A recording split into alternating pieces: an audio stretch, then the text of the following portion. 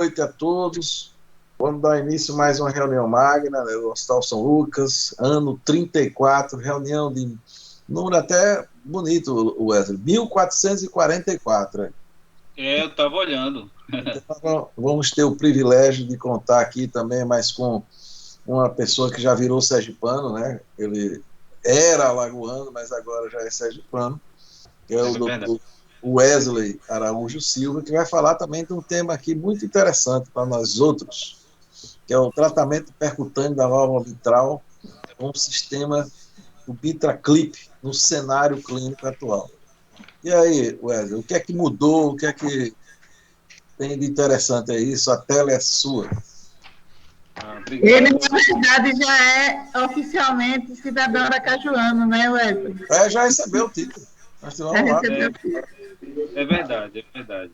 E isso graças à amizade de todos e o trabalho que a gente vem fazendo, especialmente no São Lucas, né? Então, agradeço aí a oportunidade e é uma honra, né, a gente estar discutindo com vocês sobre esse tema e é um grupo tão seleto de amigos, né? Não vou dizer só de professores, de colegas, não, mas de amigos. Então, o tema que me coube hoje é o tratamento percutâneo da válvula mitral. É algo muito recente, né, pensando na medicina como um todo, com o sistema MitraClip, que é um sistema de reparo percutâneo da válvula mitral, isso no cenário clínico atual. Eu não tenho nenhum conflito de interesse. A gente vai falar sobre alguns tópicos importantes sobre esse tema, tá? A gente sabe que a válvula mitral, sabidamente, é muito mais complexa do que a válvula aórtica, né? A gente manusear uma valvopatia aórtica já é um tanto complexo, devido aos vários cenários clínicos, e é como se fosse dirigir uma Ferrari, mas a gente manusear um paciente com a doença valvar mitral é muito mais complexo ainda, devido ao aparato da própria válvula mitral, que é bem mais complexo. E aqui essa figura é bem ilustrativa, né, mostra os componentes que fazem parte do aparato valvar mitral. A válvula mitral, ela não apenas se resume ao ânulo, né, o anel valvar, mas ela tem toda uma estrutura que a faz funcionalmente bem ou não. Então, a gente tem as cordas tendíneas, a gente tem os músculos papilares, a gente tem a própria estrutura atrial, que ajuda a sustentar o aparato da válvula mitral. Temos também o ventrículo esquerdo, a própria musculatura do ventrículo esquerdo. E a gente sabe que a válvula mitral ela tem o folheto anterior, que ela ocupa 2/3, né, da válvula mitral, do anel valvar mitral, e o folheto posterior, tá? A gente consegue dividir em 3 segmentos, A1, A2, A3, P1, P2 e P3, de lateral para medial, tá? E ela também mantém uma certa relação com o seio coronariano esquerdo, veja na figura direita, e também no seio não coronariano da válvula aórtica. Então, é uma válvula bem complexa e tem várias estruturas que a gente precisa conhecer bem. Falando propriamente dito sobre a regurgitação mitral, Carpentier ele criou uma classificação. A classificação do Carpentier tem a tipo 1, tem a tipo 2 e tem a tipo 3, que pode ser A ou B. A regurgitação mitral primária, né, que ela é devido à própria doença da válvula mitral, ela pode ser o Carpentier tipo 1, 2 ou 3A. A tipo 1, ela tem um movimento normal dos folhetos, a posição do folheto está normal. E ela pode se dar devido a uma perfuração, por exemplo, do folheto, uma fenda. A Carpentier tipo 2, numa IM primária, ela pode ser por um movimento do folheto excessivo, como, por exemplo, um prolapso da válvula mitral. E a Carpentier tipo 3A, na primária, ela pode acontecer por uma doença reumática, que é bastante comum em nosso meio, a calcificação anular mitral ou uma droga induzida por droga também.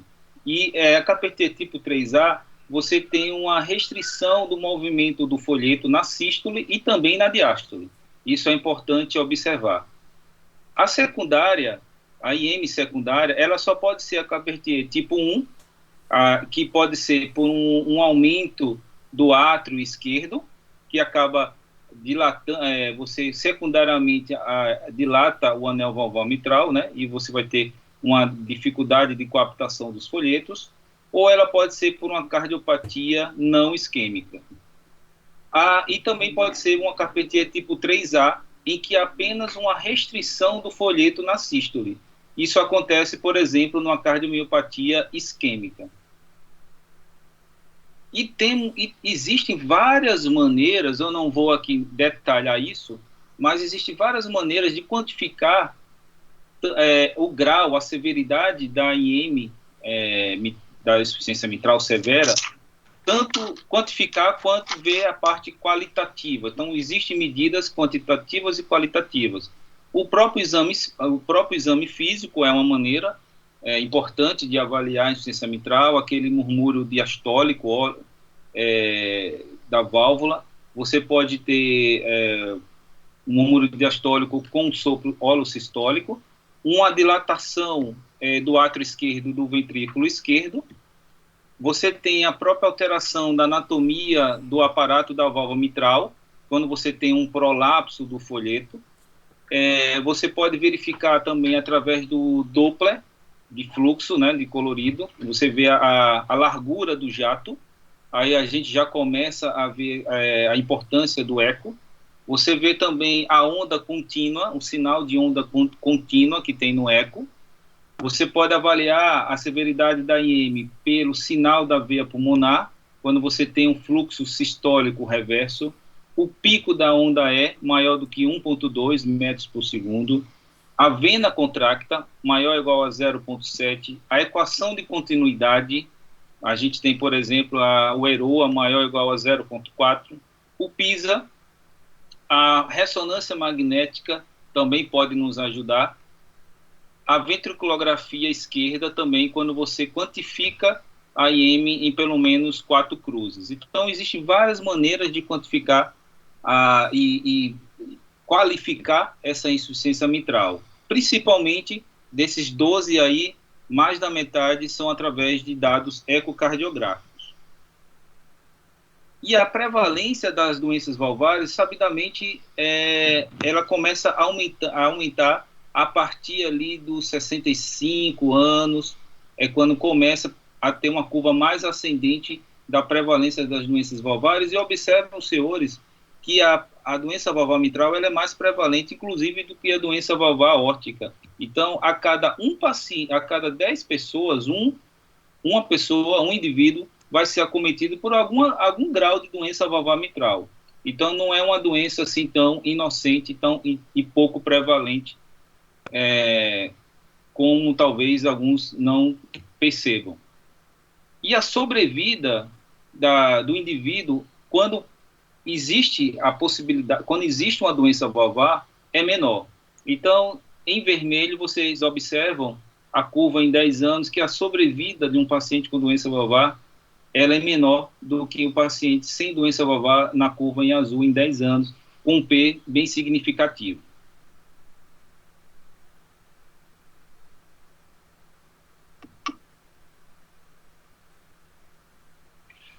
E a mortalidade também muda a depender do grau da insuficiência mitral.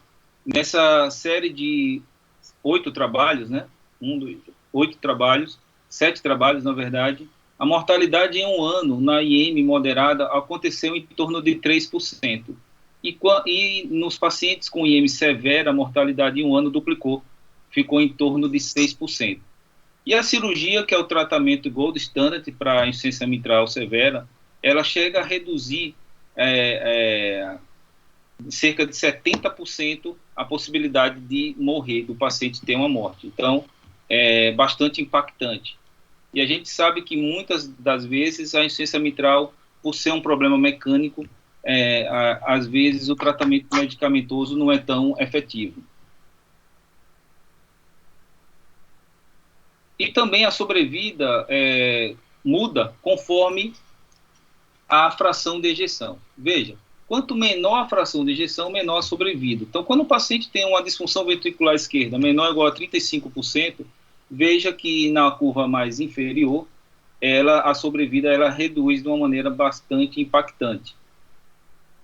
Então, a disfunção ventricular esquerda, ela chega a mudar bastante a possibilidade do paciente viver, a depender se não for feito nenhuma abordagem. Então, a sobrevida média em um ano de um paciente com AIM severa e disfunção ventricular esquerda grave chega a 59%. Mas em 3 anos ela reduz para menos de 35% se nada for feito nesse paciente. É interessante esse gráfico, mostrando a fisiopatologia história natural de um AIM primária, por exemplo, e a gente observa que existe um platô em que talvez seja um momento ideal para o paciente ser operado. Então, aquele paciente que tem uma IM severa, ele ainda não tem uma dilatação do ventrículo esquerdo, ele ainda não tem uma disfunção importante do ventrículo esquerdo e ainda não chegou a apresentar sintomas tão importantes.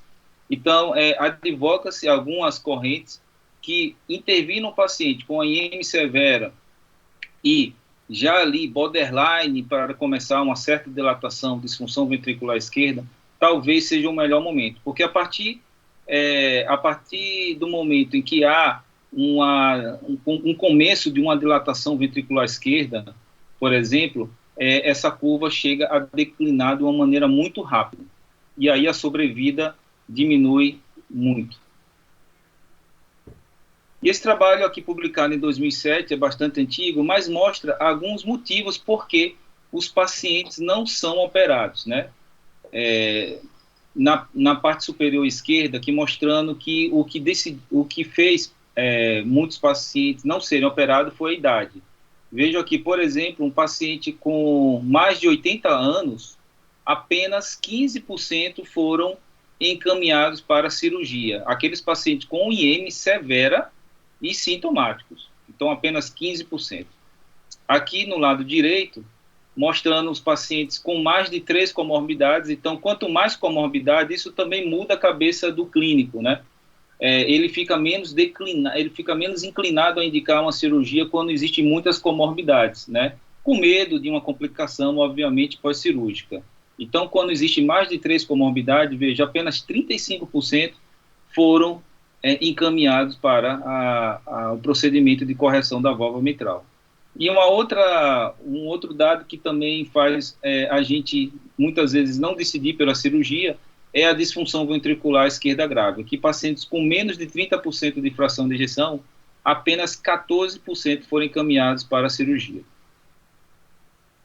E as doenças valvares são muito custosas, né, para a rede pública, de uma maneira geral. A gente não tem muitos dados brasileiros, mas esse dado americano de 2016 mostrou que pacientes com doença valvar mitral sintomática, os gastos para a saúde pública nos Estados Unidos foi de 7,6 bilhões, ou seja, comparando a aórtica com mitral, foi a doença que mais impactou aí nos custos da saúde americana, né?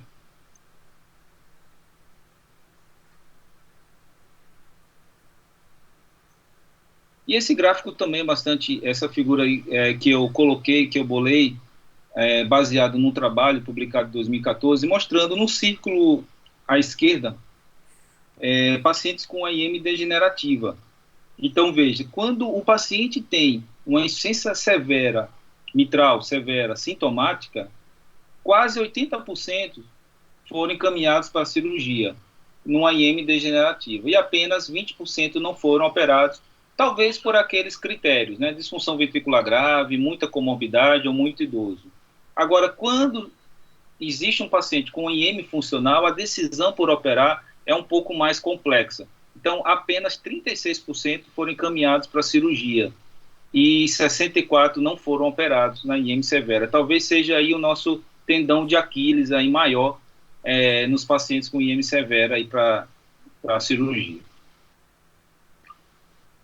Por isso, por todas essas questões, por todos esses motivos, tornou-se necessário criar alguma forma, né, de tentar resolver essa questão, corrigir essa válvula mitral, essa IM, nos pacientes em que não tinha indicação cirúrgica.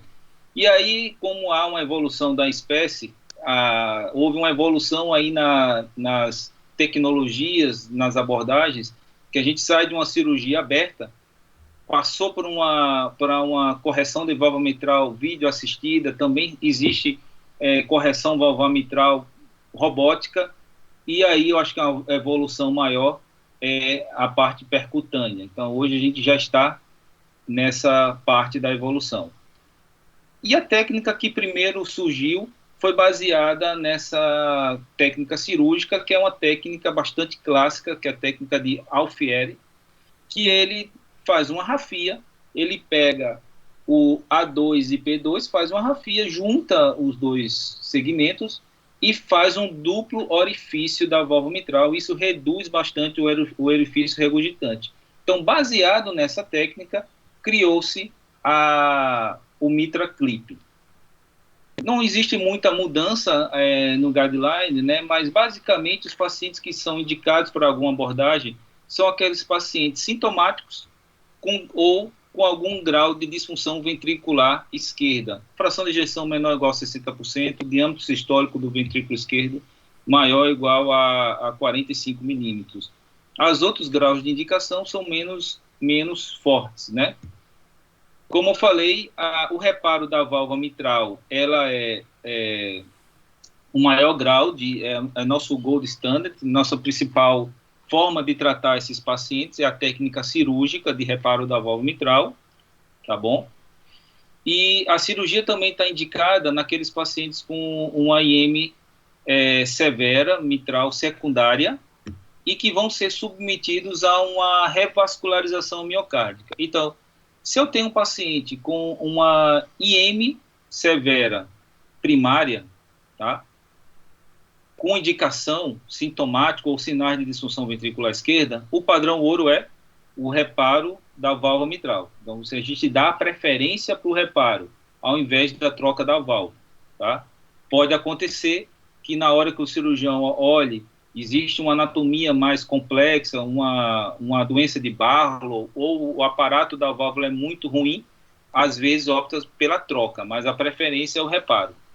Pensando na IM severa secundária, a cirurgia está mais indicada, não só quando tem essas indicações de sintomas de disfunção do ventrículo esquerdo, mas é também quando o paciente ele vai precisar ou de uma outra abordagem, de uma outra válvula, ou, por exemplo, quando ele precisa de uma revascularização miocárdica e a fração de ejeção é maior do que 30%.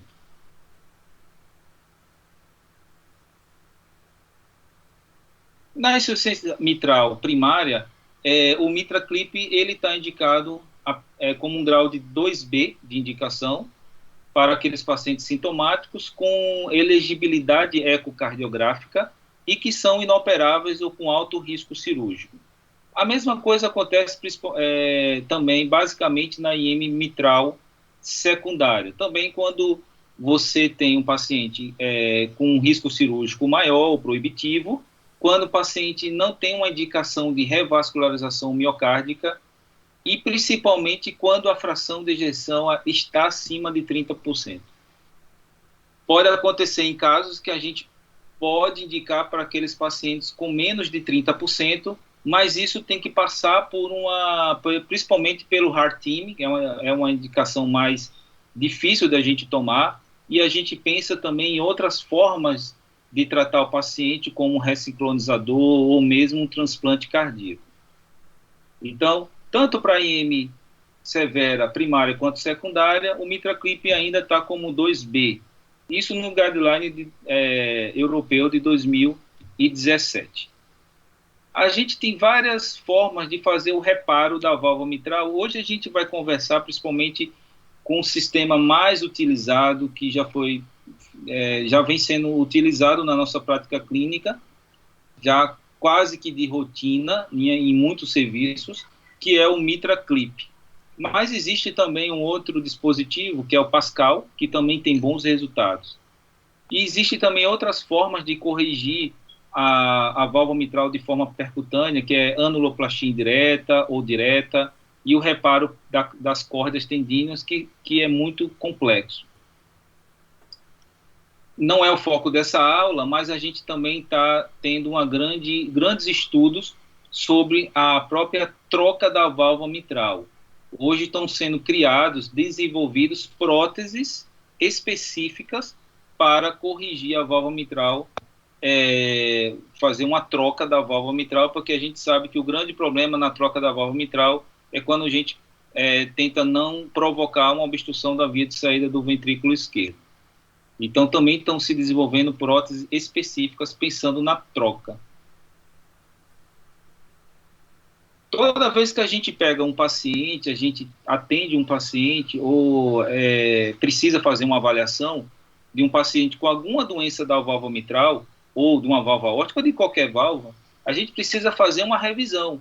A gente precisa saber se essa doença da válvula é severa realmente, a gente precisa saber a etiologia, se esses sintomas são devidos à doença da válvula, se existe algum fator prognóstico que possa piorar a vida do paciente se não for feita nenhuma correção dessa válvula. Então, se os recursos locais são adequados para fazer um tratamento desse paciente, e o mais importante, qual é a expectativa desse paciente, o que ele espera, qual as crenças desse paciente, qual a parte cognitiva, funcional, nutricional, se esse paciente é frágil ou não, avaliar a clínica como um todo, a função renal, se tem alguma doença oncológica, hematológica, ver se esse paciente ele tem uma expectativa de funcionalidade, se ele caminha, se ele é ativo, se não. Então, é muito importante. E é lógico avaliar os scores, como o STS Score e o Euroscore.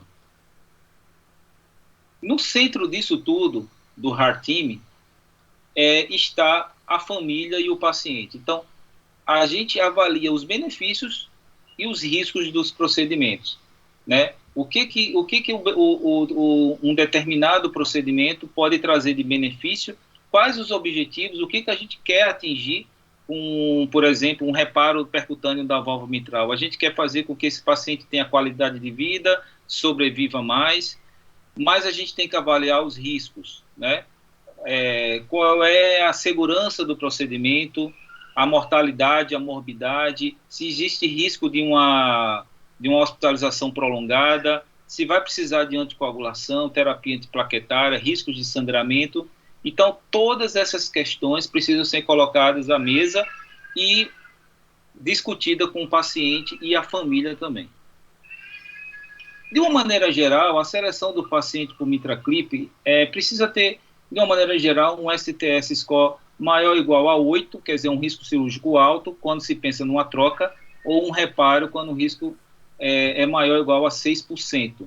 Se tiver qualquer outra condição que dificulta a cirurgia ou torne inoperável, por exemplo, um paciente com uma aorta em porcelana, muito calcificada, se o paciente é muito frágil, um tórax hostil, paciente, por exemplo, com osteomielite crônica do externo, pós-radioterapia.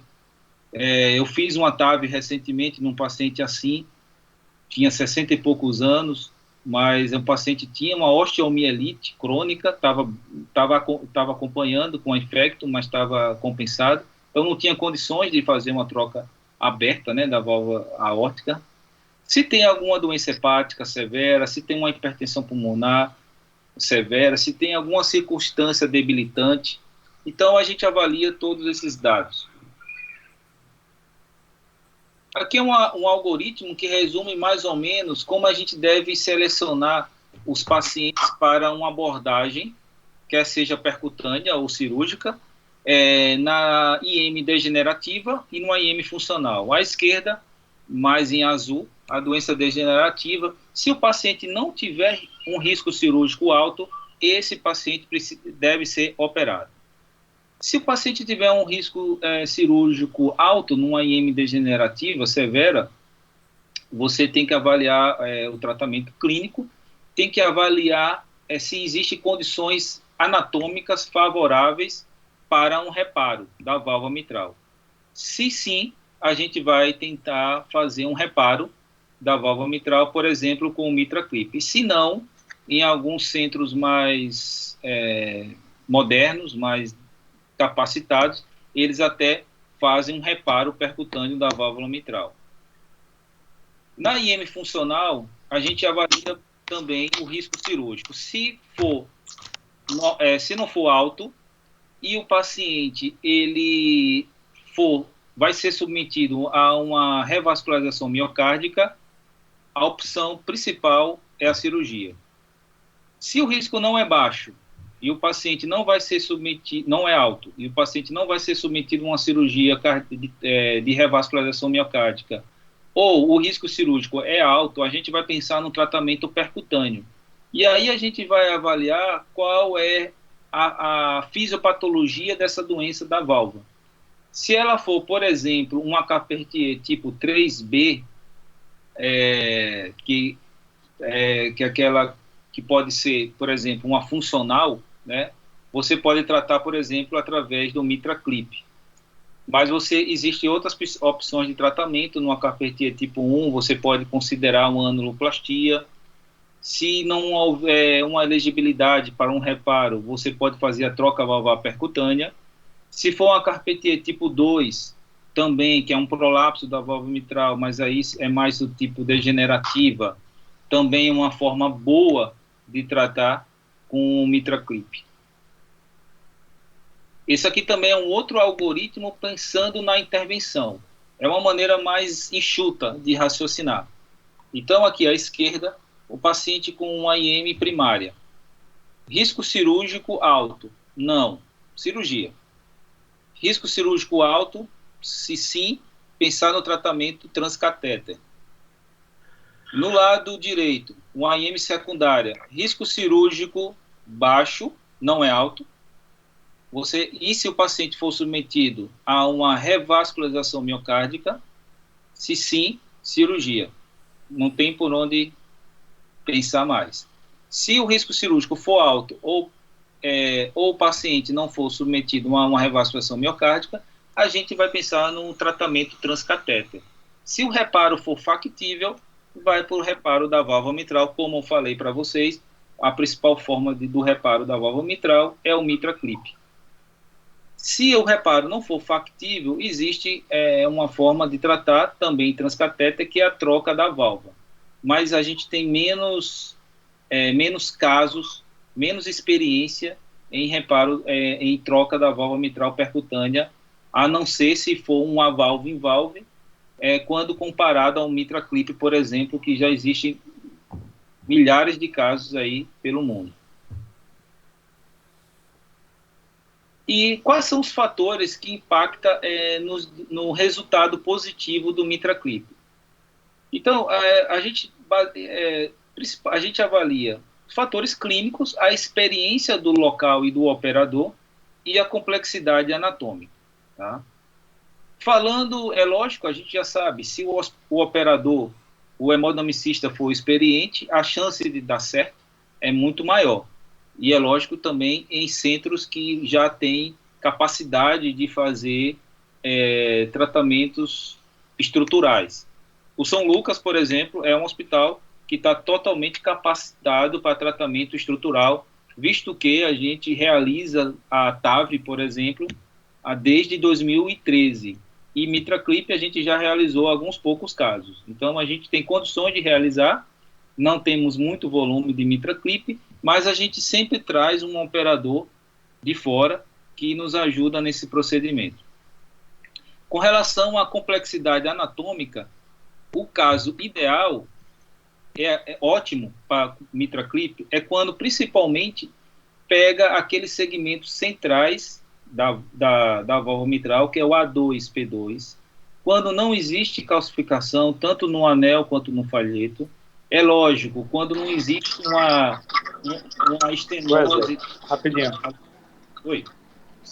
Dr. Bosco levantou a mão e não sei se ele queria fazer algum comentário no meio do slide, por isso que eu te interrompi. Não, Lauro, obrigado. É pós-aula. Muito obrigado. Tá bom. Então, o caso ideal, do ponto de vista anatômico, é quando existe... quando o problema na válvula mitral acontece ali entre A2 e P2, quando não existe calcificação, quando não existe uma estenose, a área da válvula é acima de 4 centímetros quadrados, quando você tem altura do tente menor do que 10, quando você não tem o comprimento do folheto menor do que 15, o freio, o gap do freio menor do que 10, então são dados que a gente avalia através do eco. Se a gente pega outros, existem casos mais desafiadores, por exemplo, quando você pega a anatomia de Barlow, quando você tem vários segmentos alterados, quando você tem uma Carpentier tipo 3A, quando você tem uma área da válvula mitral reduzida, porque você vai botar o clipe, você vai reduzir a área da válvula, obviamente, então você vai causar uma estenose, vai causar um outro problema, né?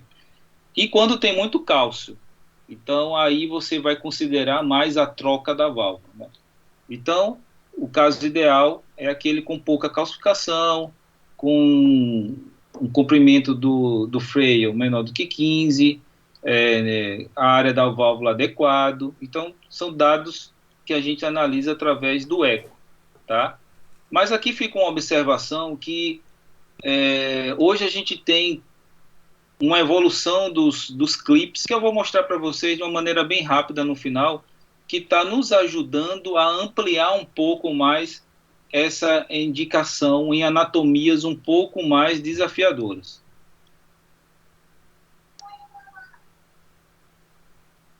Aqui, só de uma forma resumida, o step by step do procedimento.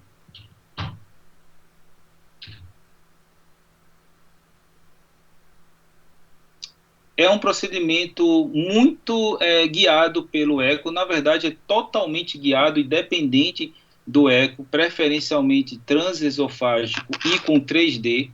A gente analisa um implante através de 3 visões, que é o bicaval, o eixo curto e o 4 câmeras. Esse aqui é um dispositivo. A gente tem o sistema que libera o clipe, a gente tem o catéter e a gente tem o próprio clipe na ponta do catéter. E tem uma base que estabiliza esse sistema todo. O clipe, ele tem os braços e tem um gripper. Esse gripper é o que gruda aí os folhetos. Como é que a gente faz o procedimento? É um procedimento muito tranquilo do ponto de vista de acesso, porque a gente faz através de um acesso venoso. A gente acessa pela veia femoral, sobe pela cava, entra pelo átrio direito, faz uma punção pelo septo, entra no átrio esquerdo, e aí a gente acessa o aparato da válvula mitral em direção ao ventrículo esquerdo. Existe uma outra forma de abordar, que é a transapical.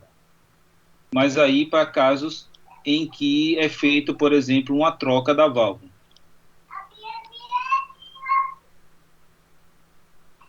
Aqui, no começo do procedimento, a gente faz uma visão bicaval, em que a gente localiza se a nossa agulha da punção transeptal ou ela está muito superior ou muito inferior.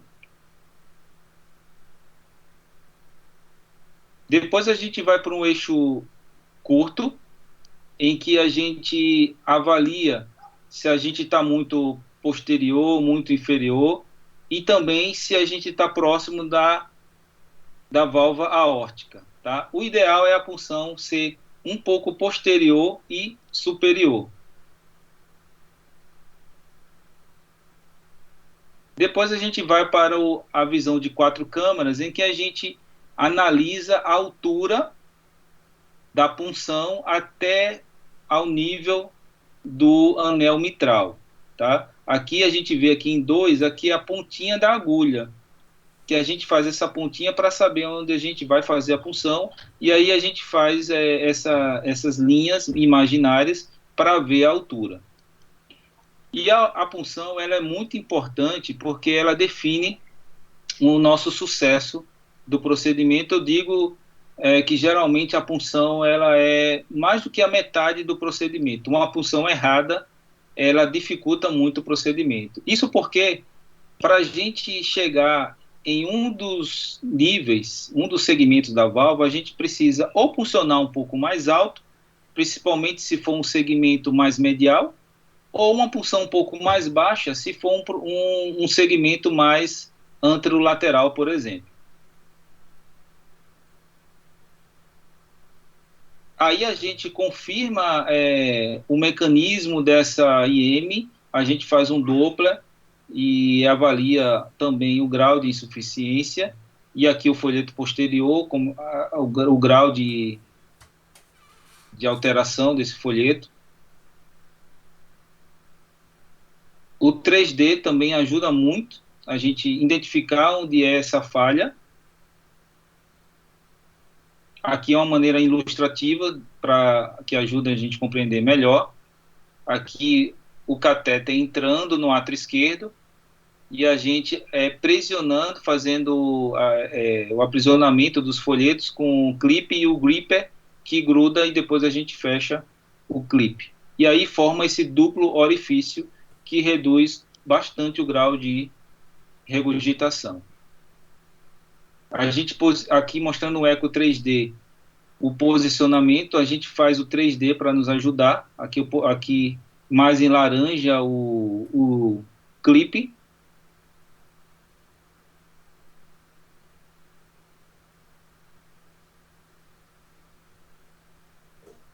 Isso aqui eu já mostrei para vocês. A gente direciona o clipe em direção ao segmento alterado. Aqui é a evolução dos principais estudos. Começou com a série Everest, depois os trabalhos em IM funcional, como o MITRA-FA e o COPT Trial. Depois, em 2018, foi registrado pelo FDA, o MITRA Clip. O primeiro trabalho impactante foi o Everest, publicado em 2011, então já tem aí 10 anos, mais do que 10 anos, quase 280 pacientes.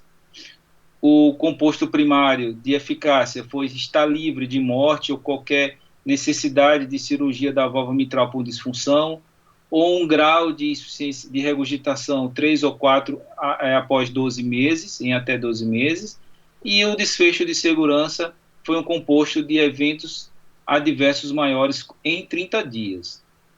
Com relação ao desfecho de eficácia primário, a cirurgia ganhou com um P significativo de 0,007. Isso se deveu principalmente ao grau de disfunção da válvula mitral após um ano, que alguns desses pacientes precisaram de uma cirurgia, e não houve diferença em mortalidade. Com relação aos eventos adversos maiores em 30 dias, o MitraClip ele mostrou ser um procedimento bastante seguro, né? Houve menos eventos adversos com o MitraClip, isso de uma maneira significativa, principalmente porque houve menos tempo de ventilação mecânica, acima de 48 horas. Nenhum paciente precisou de ventilação mecânica após 2 dias de MitraClip, e também muito menos pacientes precisaram de transfundir pelo menos 2 concentrados de sangue, né? E no acompanhamento em 5 anos, os resultados do MitraClip foram melhores ainda. Tanto na degenerativa quanto na funcional, não houve diferença entre cirurgia e MitraClip ao longo de 5 anos com relação à sobrevida desses pacientes.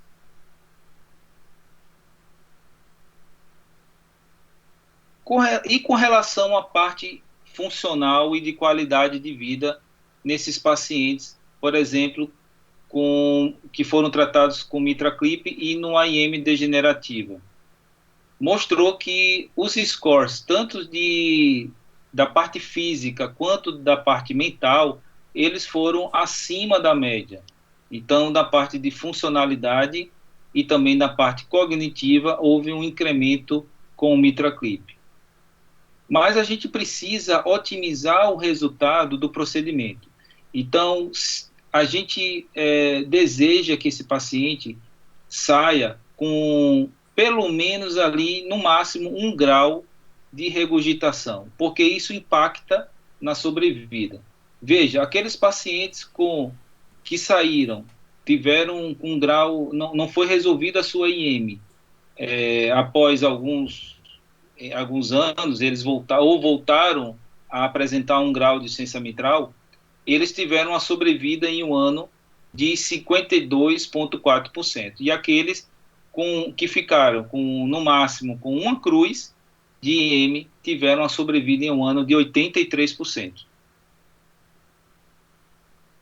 O MitraClip também reduz a hospitalização, ele reduz em pelo menos 73% o risco de hospitalização e também melhora a classe funcional. Então, principalmente pacientes em classes funcionais 3 e 4 apresentaram uma melhora da sua classe funcional e foram para graus de classe funcional menores. Então, reduz a hospitalização, reduz a classe funcional do paciente. Com relação à sobrevida dos pacientes tratados com MitraClips, comparando cirurgia e tratamento conservador, o que foi mostrado? E também comparando, por exemplo, MitraClip e tratamento conservador e cirurgia e tratamento conservador, ambas as abordagens foram mais impactantes do ponto de vista de sobrevida do que o tratamento clínico conservador. E não houve diferença entre cirurgia e MitraClip com relação à sobrevida. Aqui o Mitra-FA para IM funcional, e que não, com relação ao desfecho composto primário de mortalidade e rehospitalização por uma insuficiência cardíaca não planejada, não houve diferença entre tratamento clínico isolado e o tratamento clínico versus mais MitraClip. Então esse aqui foi um trabalho que abaixou um pouco a poeira, assim, com relação aos pacientes tratados com MitraClip numa IM funcional. Mas aí eu vou explicar alguns detalhes desse trabalho. Já o COPT Trial, que também foi no paciente com IM funcional, os resultados foram diferentes. Com relação à hospitalização por uma insuficiência cardíaca em 2 anos, aqueles pacientes que tiveram tratamento clínico mais MitraClip, eles tiveram uma menor taxa de hospitalização para o ICC. Isso de uma maneira bem significativa, com um P menor do que 0,001. E o NNT foi de 3,1 para hospitalização. Então, veja, um NNT muito baixo. Então, o COPT Trial mostrou que o MitraClip reduz a hospitalização de uma maneira bem significativa. Quais os motivos aí para o COPT Trial, as diferenças, né, entre o COPT Trial e o Mitra-FA? Principalmente dois dados. O grau de regurgitação, o EROA, né, que é o orifício regurgitante, né, efetivo, ele foi menor no Mitra-FA do que no COPT Trial, mostrando um componente da doença valvar menos importante na população do Mitra-FA do que no COPT Trial. E um outro detalhe, o volume diastólico final do ventrículo esquerdo também foi significativamente maior na população do Mitra-FA. Então eram pacientes com ventrículos mais dilatados e com a doença da válvula mitral aparentemente menos importante. E no COPT Trial foi o contrário, eram pacientes com ventrículos menos dilatados e com um componente da doença valvar maior. Uma outra diferença é que os resultados de manutenção de um grau de regurgitação melhor foi obtido no COPT Trial. Então, apenas 5% da população do COPT Trial em um ano, ficaram com um grau de regurgitação maior ou igual a 3. Já na população do Mitra-FA, foi de 17%, mais do que 3 vezes, né, em percentual. O COPT Trial mostrou que esses pacientes também apresentaram uma melhora na parte de sintomas, e no questionário aqui do Kansas para cardiomiopatia, eles obtiveram uma melhor pontuação aqui em azul, quando comparado em vermelho, que é o tratamento padrão. Também na população do COPT Trial houve uma melhora da parte física num questionário funcional, em que houve uma melhora da parte funcional do paciente e também do score mental, de saúde mental cognitiva, também houve uma melhora desses pacientes que foram submetidos ao MitraClip. E aqui eu já expliquei mais ou menos a questão da IM desproporcional e a IM proporcional. A população do Mitra-FA, ela tinha mais uma insuficiência mitral severa proporcional, ou seja, aquele paciente que tinha ventrículos maiores e uma insuficiência mitral importante. E já o COPT Trial era aquele paciente que tinha uma doença valvar grave, mas que, de uma maneira desproporcional, o ventrículo ainda não acompanhava esse remodelamento, essa dilatação do ventrículo. Então, talvez, na IM funcional, a gente tente procurar na nossa clínica, na nossa vida diária, assim, de conduta, um paciente que esteja mais parecido com o COPT Trial do que o Mitra-FA. Isso é muito importante porque a escolha do momento para a intervenção é fundamental.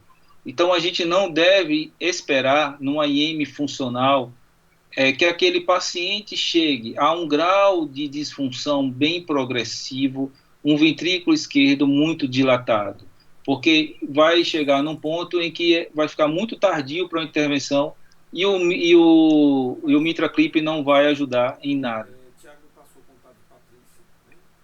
Então, aquele paciente que seria o melhor candidato para um IM funcional é aquele que tem um ventrículo esquerdo não muito remodelado, mas com um IM realmente importante, com um ERO ali mais significativo. Já esses pacientes com ventrículo muito remodelados, muito dilatados, talvez não sejam o melhor candidato para o MitraClip. Aqui eu já estou quase finalizando a aula. Essa figura, esse gráficozinho, ele resume como a gente deve pensar no reparo da válvula mitral com o MitraClip. Para quem a gente deve oferecer o MitraClip? Se for uma IM primária, aqueles pacientes que têm um risco cirúrgico alto ou um risco cirúrgico proibitivo. Ponto. Ou seja, aquele paciente que tem uma IM severa, sintomática, com disfunção do ventrículo esquerdo, que você já tem uma indicação clássica de troca da válvula mitral ou de um reparo da válvula mitral.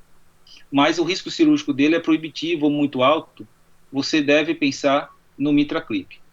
Se você pensar numa IM secundária, você tem que procurar aqueles pacientes que sejam mais perfil do COPT Trial, que tem um componente da válvula importante para a IM, mas que o ventrículo ainda não esteja muito remodelado, muito dilatado.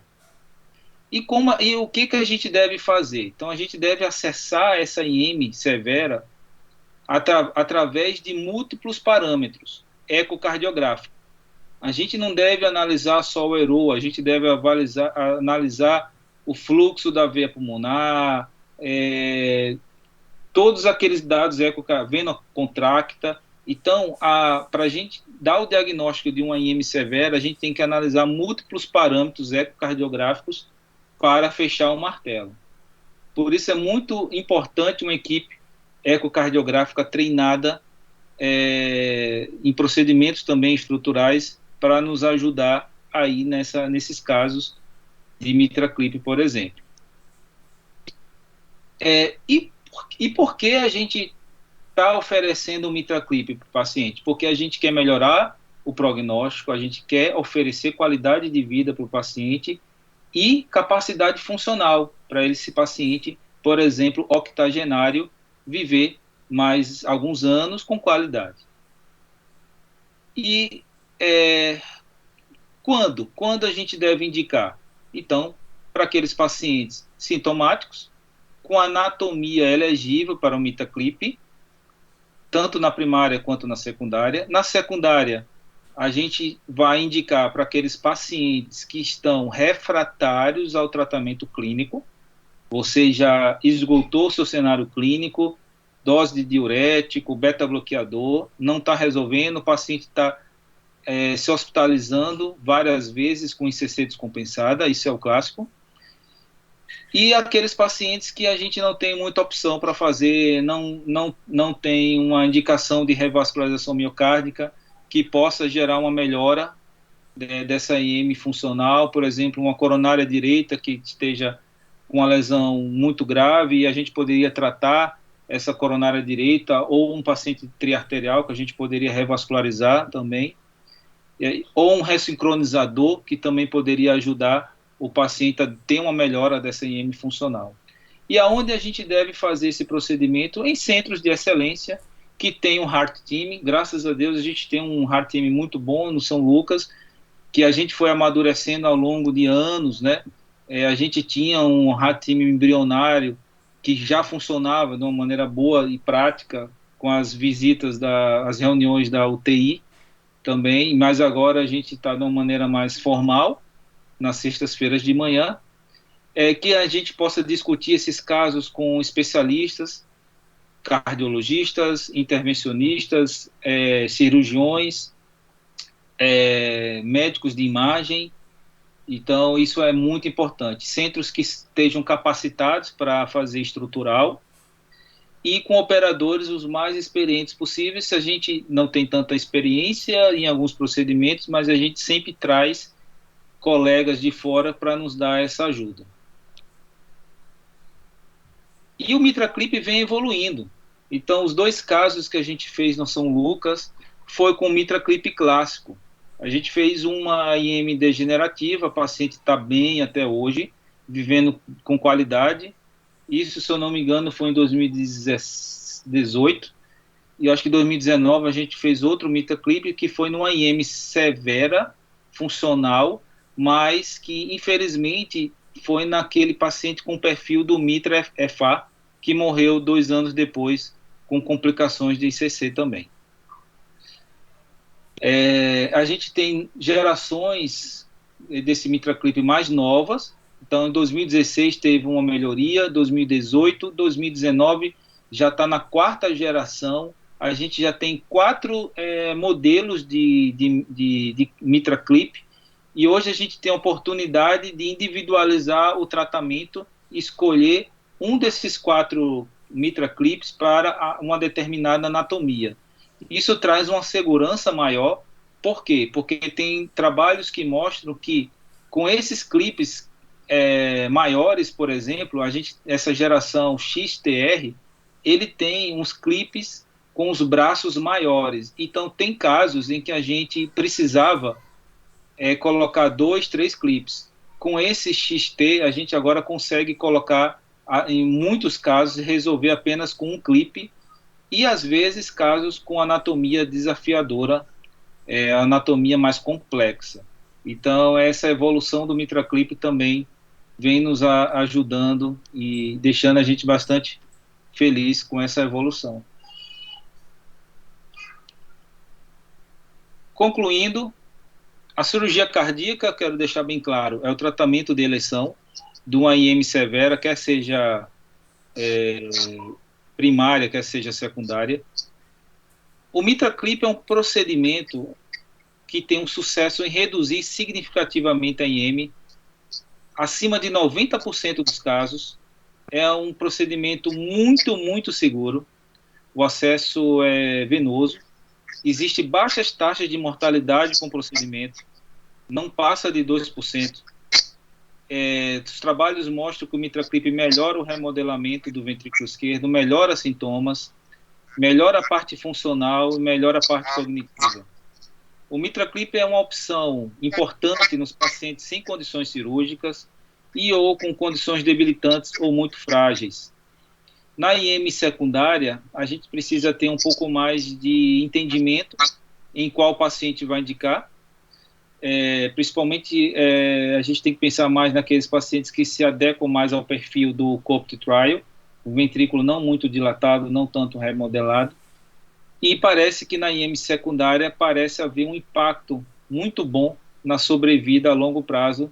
E na IM secundária é o que mais a gente está empolgado, porque muito desses pacientes, como eu mostrei no início da aula, eles não são bons candidatos, por exemplo, à cirurgia.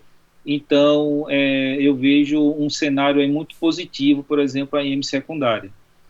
Existe, obviamente, necessidade de trabalhos mais robustos para maior validação da técnica.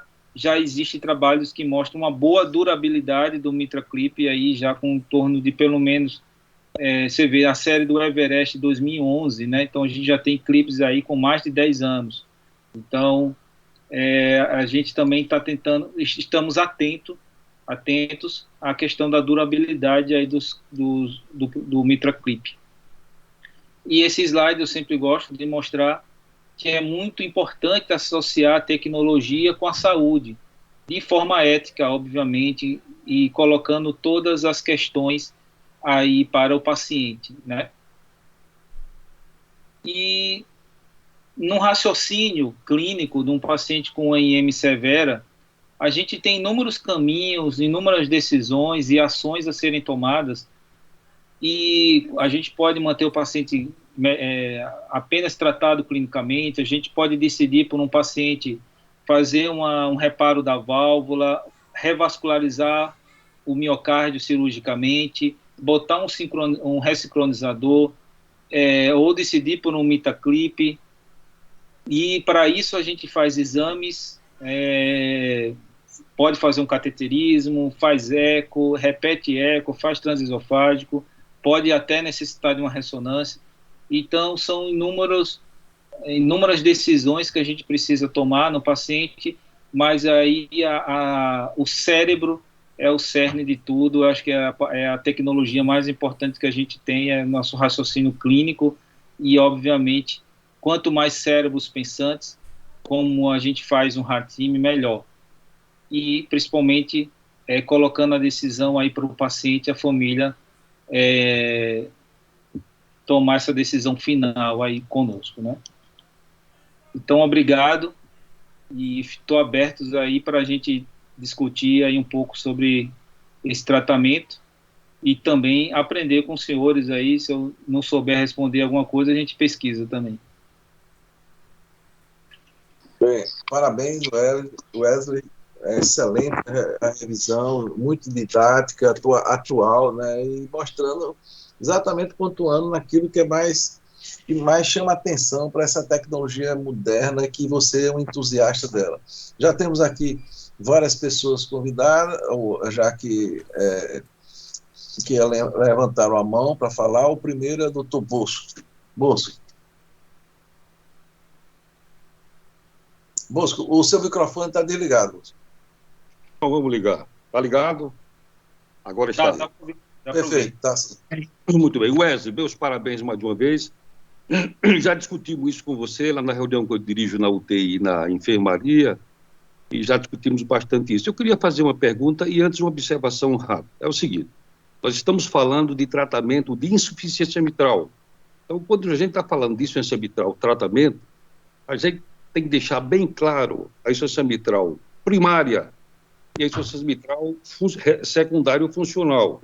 São patologias diferentes, de prognóstico diferentes e de tratamento que pode se assemelhar em alguns casos. Então, a patologia da insuficiência mitral primária é uma doença da válvula, do aparelho subvalvar e etc, etc.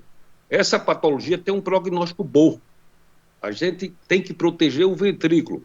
Enquanto na insuficiência mitral funcional ou secundária, habitualmente o ventrículo está bombardeado. Então, na primária, nós estamos preocupados em preservar o ventrículo esquerdo.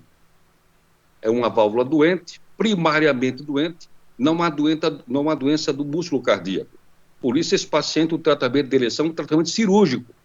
Tratamento cirúrgico. Reparo da válvula, plastia valvar, exceto se o paciente não tiver condição de cirurgia. Aí você vai para o Bitaclip. Do contrário, o tratamento cirúrgico para proteger o ventrículo. Tanto que esses pacientes devem ser operados com a fração de ejeção de 60 ou maior e um diâmetro sistólico final de 40 ou menor. Então, o prognóstico desse grupo é muito bom. No outro grupo, que é o grupo funcional ou secundária, esse é um paciente que já tem o ventrículo bombardeado. Esse paciente não tem doença da válvula. Esse paciente tem doença do músculo cardíaco.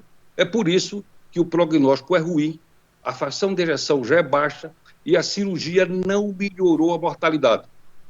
A cirurgia não melhorou a mortalidade. Então, o Bitaclip é extremamente importante nesse grupo de pacientes sintomáticos, muito sintomáticos, com tratamento médico otimizado, e o Bitaclip aí entra bem, uma indicação, acredito, de 2A, entra muito bem. E reduziu mortalidade, a cirurgia não reduziu mortalidade. O Bitaclip melhorou qualidade de vida, internamento hospitalar e reduziu mortalidade. Muito bem. Agora, eu queria perguntar ao Wesley o seguinte. Wesley, quando a gente quer reduzir o grau de regurgitação mitral num paciente, por um tratamento cirúrgico, Bitaclip, claro, antes a gente usa a droga e nos pacientes com disfunção ventricular esquerda, a gente manda ressincronizar. Eu queria saber de você se você já tem alguma experiência de Bitaclip ou dos colegas que nós trouxemos para Aracaju, em pacientes que têm insuficiência mitral importante, medicados, ressincronizados, e se você colocou, ou os colegas que você trouxe para Aracaju, alguém que já colocou Bitaclip em paciente ressincronizado. É isso aí. Obrigado. Doutor Bosco, eu agradeço aí sua revisão. Deu uma outra aula, né? Acabou sendo uma outra aula. É uma pergunta muito boa. Eu não tenho realmente assim dados objetivos sobre isso, mas eu acredito que com certeza existem casos assim de pacientes ressincronizados que não resolveu a IM funcional severa e que foi feito o Bitaclip, porque o Bitaclip ele entra ali nos casos mais desafiadores, nos casos em que realmente não dá para operar, em que precisa resolver a forma mecânica, porque às vezes o ressincronizador ele vai resolver o problema do músculo, mas como eu falei, o COPT Trial mostrou que o paciente que tinha um IM funcional, mas que às vezes tinha um componente da válvula também significativo, que tinha um EROA médio de 41. Então, às vezes, você lança de outras, do tratamento clínico não é resolutivo, você pode até ressincronizar, mas às vezes você tem um átrio também dilatado, um átrio esquerdo dilatado, então aí você vai precisar melhorar também a morfologia da válvula mitral. E aí, nesse caso, com ressincronizador ou sem ressincronizador, pode ser necessário também um Bitaclip.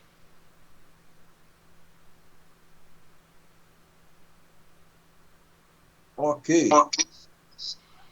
Perfeito. Aí, Wesley, agora o segundo aí inscrito é o Dr. Vitor Vale. Vitor. Obrigado, Dr. Souza.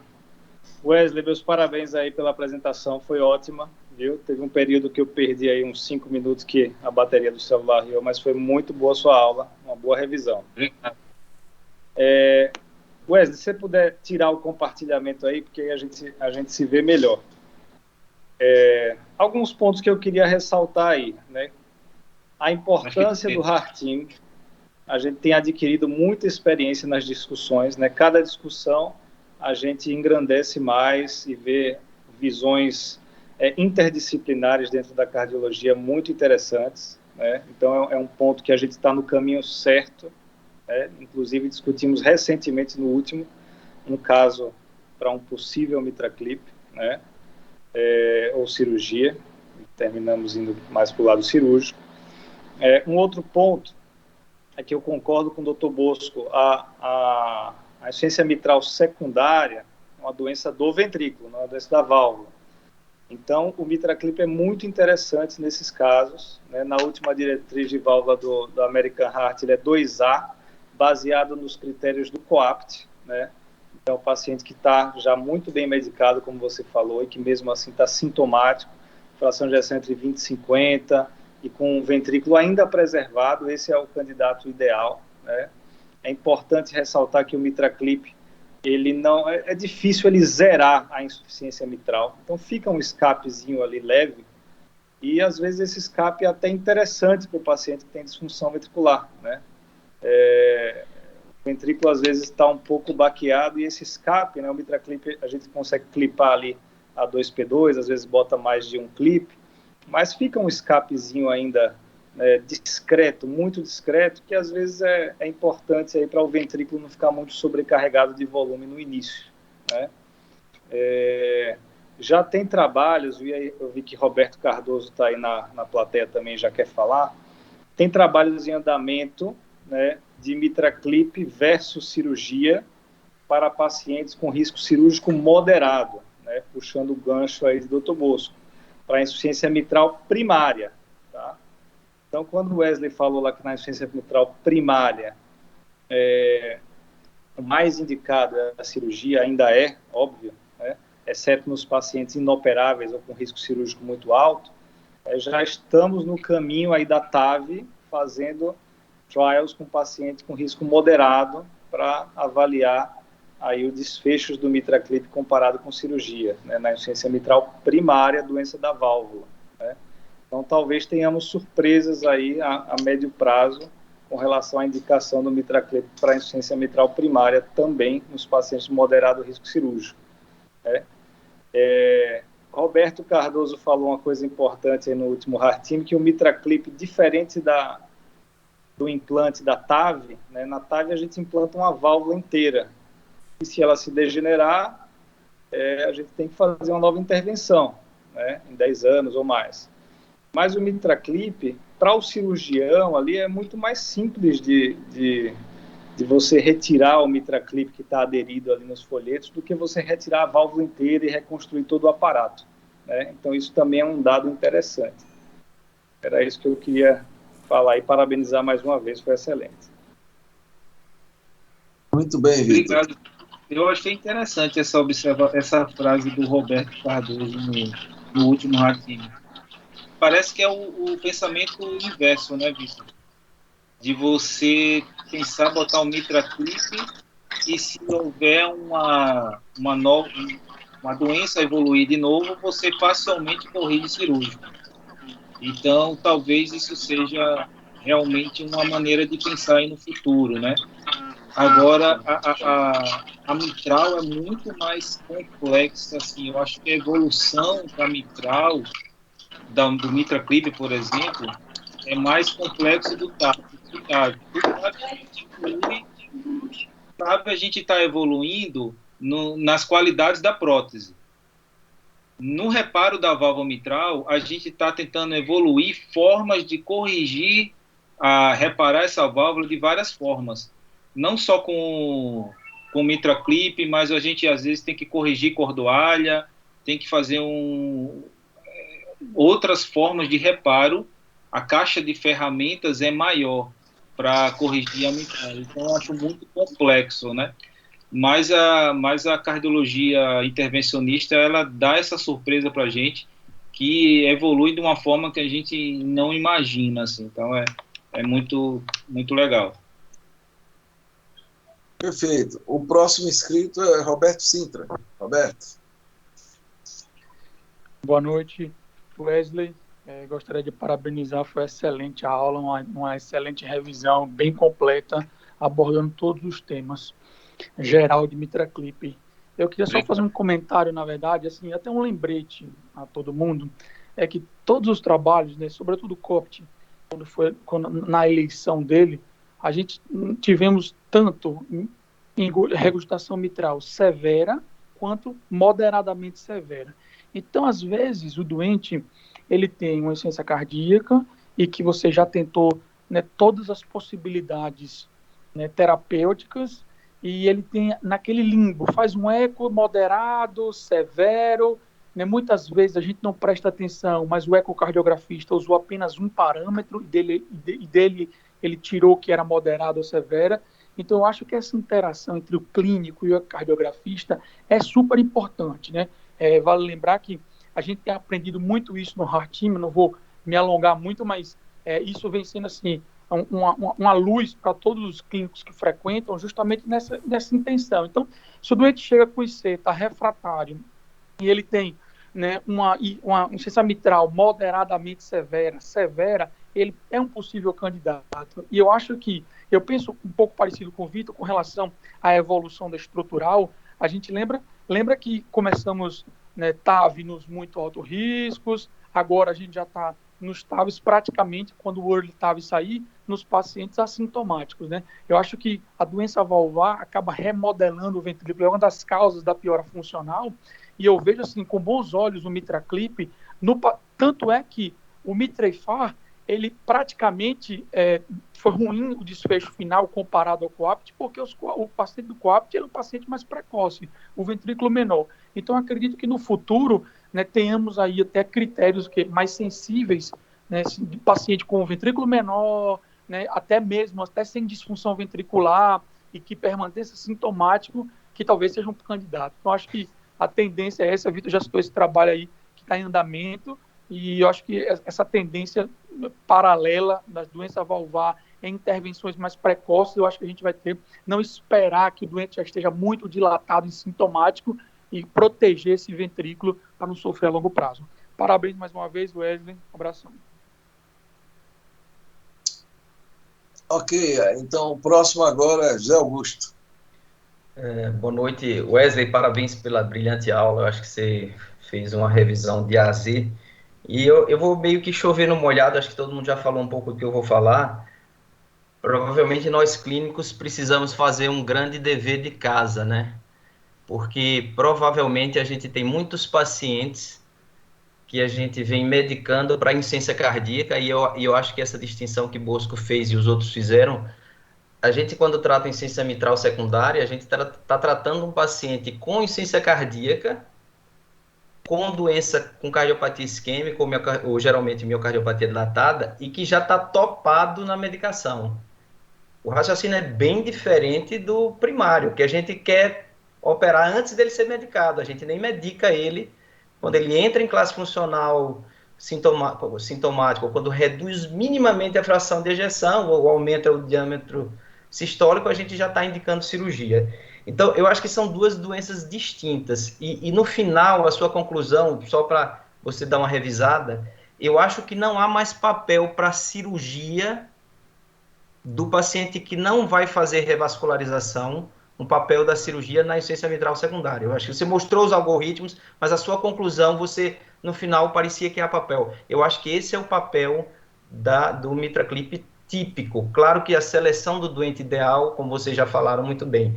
Então, o que eu ia sugerir, diante disso, que a gente tem que colocar, na verdade, o MitraClip é arsenal de todos nós que tratamos da via final das doenças cardíacas, que é a insuficiência cardíaca. Então, a gente tem o IECA, o BRA, o espironolactona, a ressincronização, transplante e reabilitação. No doente sintomático que tenha insuficiência mitral, com essas características que já foram bem colocadas, não vou revisar, a gente deve considerar o MitraClip muito antes da cirurgia, sobretudo se não for fazer revasc. E aí sim eu acho que é um trabalho de time, falou-se em Heart Team. Então, Souza, eu acho que vale o dever de casa dos clínicos, é que a gente talvez precise dos critérios ecocardiográficos melhores descritos nos nossos laudos. Por exemplo, eu acho que valeria uma aula, uma revisão sobre todos esses parâmetros de altura de tethering, de largura do flail, tudo isso, porque eu acho que a gente precisa começar a se familiarizar com essa maneira de medir, com esses números. Então, provavelmente, a gente está numa situação de subtratamento importante desses pacientes na insuficiência cardíaca congestiva. Se a gente acreditar que esses resultados, que o resultado do COAPT é verdadeiro e parece ser, provavelmente a gente vai ver vários e vários pacientes nossos na rede privada e pública que provavelmente, se a gente fizesse uma avaliação mais refinada, teriam indicação do MitraClip. Pelo menos essa é a minha visão que eu estou tendo. Eu já vi, tenho várias lembranças aqui na universidade, etc. Isso, logicamente, antes do coapto, de pacientes que eu fui tocando com insuficiência mitral, insuficiência cardíaca, otimizando o remédio, e o paciente piorando, porque a gente não acreditava na cirurgia como uma intervenção que pudesse mudar a história natural. Perfeito, Augusto. Eu acho que o comentário é interessante. Eu tive um caso até relativamente recente, que Roberto Sintra e o Wesley até chegaram a participar do quadro, e o ponto que esbarrou é exatamente o seguinte. A dúvida de, por exemplo, o SUS não faz ainda. Exatamente. Né? Exatamente. O que eu ia fazer agora? Se tem disparidade total. Total. E o paciente, assim, ele diz assim, olha, vocês sabem disso, sabe o paciente que eu estou falando, até Roberto Cardoso chegou a avaliar também. O problema é que ele tem insuficiência renal, entendeu? E a família não tem como ir para um procedimento particular. Então, eu acho que um passo importante é saber. E a pergunta que eu ia fazer, Wesley, qual é o avanço que tem nesse aspecto aí do SUS, né? Porque, infelizmente, a gente não tem como fugir muito, né? 80% da população e acabou. É um avanço zero, infelizmente. Até para a gente fazer CIA no SUS está difícil. Eles liberaram para pacientes com abaixo de 21 anos com CIA. Só que a maioria das CIAs que eu fecho, aí, por exemplo, no São Lucas, todas que eu fechei foi praticamente acima de 20 anos. 27 anos, 40, 50 anos.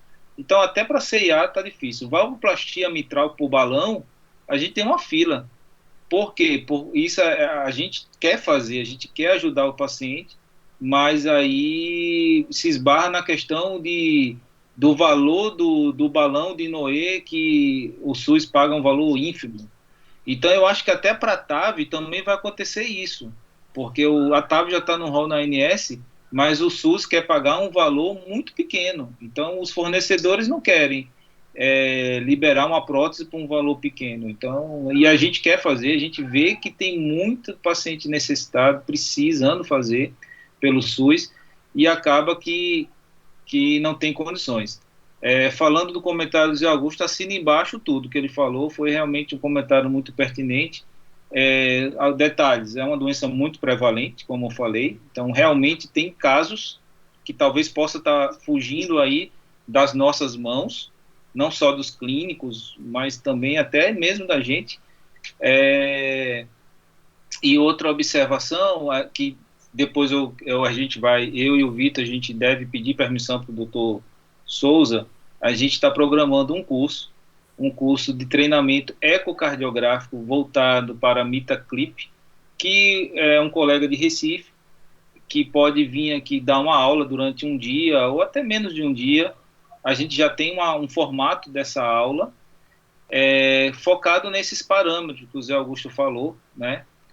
E de seleção dos pacientes. Aí até o Vitor está ajudando. A gente vai ver essa questão do compliance, né? Porque é a indústria que traria esse colega de fora. Mas aí depois a gente vê tudo isso com a Redditor, como é que a gente faz. Mas eu acho que é um curso muito interessante aí, voltado para a nossa equipe aí. Se a gente conseguir colocar isso em prática, vai ser bom. Perfeito. Nós temos mais o Rodrigo Mendonça, já está aqui, já avançado, mas, Rodrigo, você está inscrito aí ainda. Depois do doutor Lauro, se quiser fechar, que o decano, ele tem direito a uma perguntazinha. Ou pelo vai menos ser rápido aí. Rodrigo. Vai ser rápido, Laurão. Boa noite, pessoal. Boa noite, Wesley. Boa noite, Parabéns pela tua excelente apresentação.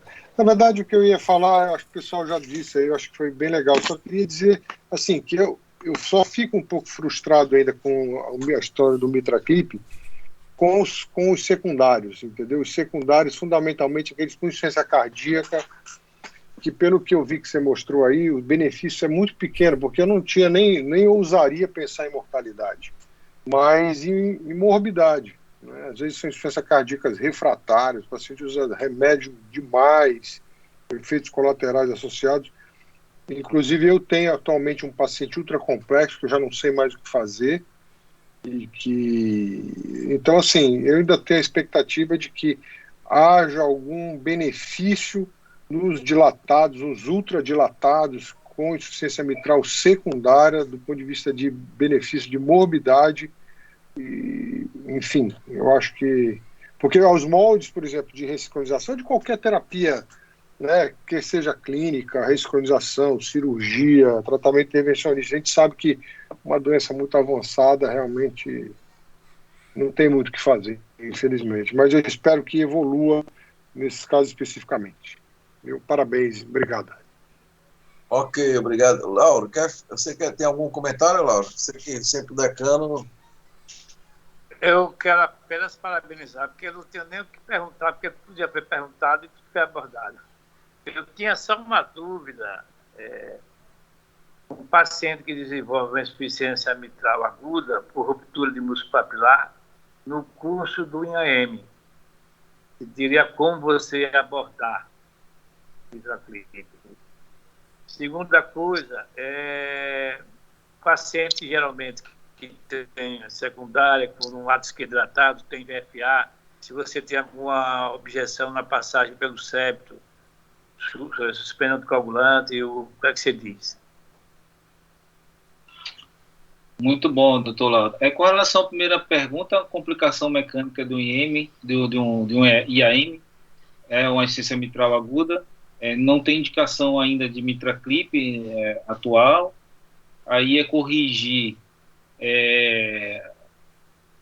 revascularizar o vaso, né, e tentar, se precisar, algum suporte mecânico, né, que às vezes esses pacientes com IAM aguda não toleram muito bem, é uma complicação aguda, o átrio esquerdo não está muito remodelado, então eles não toleram muito, evoluem bastante sintomáticos. Então, existe até casos que a gente precisa fazer um dispositivo de assistência mecânica e fazer uma revascularização, quer seja alguma angioplastia, se for uniarterial, por exemplo, se for triarterial, é cirúrgica. Com relação ao segundo caso, não precisa, com relação à anticoagulação, a indicação habitual da anticoagulação, a gente geralmente suspende 2 dias antes do procedimento. O átrio esquerdo muito dilatado, pode ter uma certa dificuldade na hora do procedimento, sim, mas, assim, baseado pelo eco, a gente estudando bem aonde vai ser a punção do septo, com a imagem 3D, então isso, assim, facilita muito o procedimento em si. Como eu falei, é um procedimento pelo acesso só venoso, e então é tranquilo da parte de complicações, né, vasculares. Acho que, não sei se eu respondi tudo. Ok. Wesley, nós já estamos aqui, já avançamos muito na hora, mas é aquela história, um tema muito interessante, você mostrou para a gente aqui o que tem de mais moderno e foi uma revisão excelente. Logicamente, estamos abertos ao curso e, logicamente, quem quiser, se tiver alguém que possa também, inclusive, para falar aqui sobre isso aqui, fique à vontade, é só depois a gente combinar isso.